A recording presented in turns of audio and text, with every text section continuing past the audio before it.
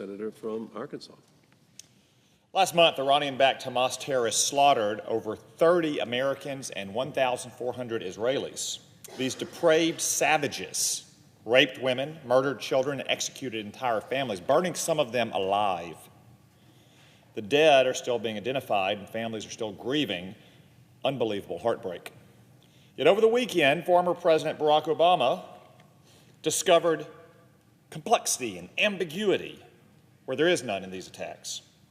He said that we, quote, have to admit nobody's hands are clean, that all of us are complicit to some degree, end quote. What Barack Obama said over the weekend might pass for profound at cocktail parties on Martha's Vineyard or on podcasts with sycophantic former staffers, but is also delusional and morally obtuse. Put simply, it's a confession of a guilty man attempting to implicate others. Because we're not all complicit with Hamas's massacre of Jews, but Barack Obama sure is. No American president did more to embolden and enrich Iran and its terrorist proxies than Barack Obama. Indeed, his entire Middle East policy was crafted to appease Iran. As president, he stayed quiet when Iranian protesters took to the streets in the Green Revolution. He sabotaged legislation in Congress sanctioning Iran. He cut and ran from Iraq, knowing that Iran and its proxies would fill the power vacuum. He refused to enforce a self-drawn red line and stood by as Syria disintegrated into a geopolitical Chernobyl because Bashar al-Assad is an Iranian puppet. He consistently undermined Benjamin Netanyahu, Iran's chief nemesis in the region, and even refused to veto a United Nations Security Council resolution condemning Israel.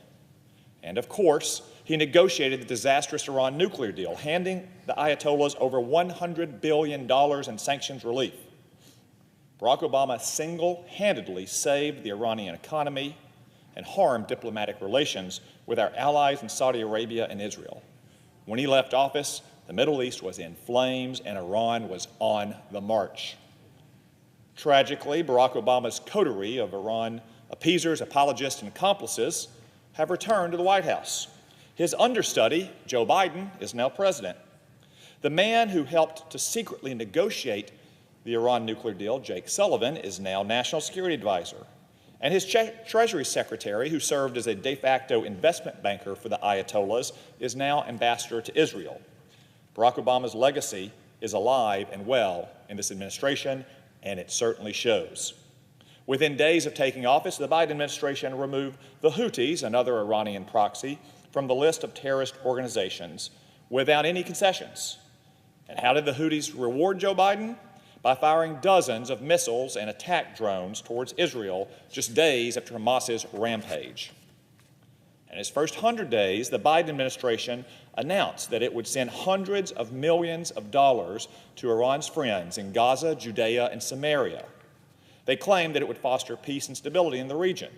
How did that work out? The next month, Iranian-backed militias launched 4,000 rockets into Israel. Since taking office, Joe Biden has enriched the Ayatollahs with over $90 billion through his lax enforcement of oil sanctions and his unfreezing of Iranian assets. Tehran has predictably used this Biden bonus to strengthen its military and arm its proxies. Just last year, Iran doubled the budget of the Revolutionary Guard Corps, the shock troops of its terror regime, and it more than tripled its support for Hamas's military brigades.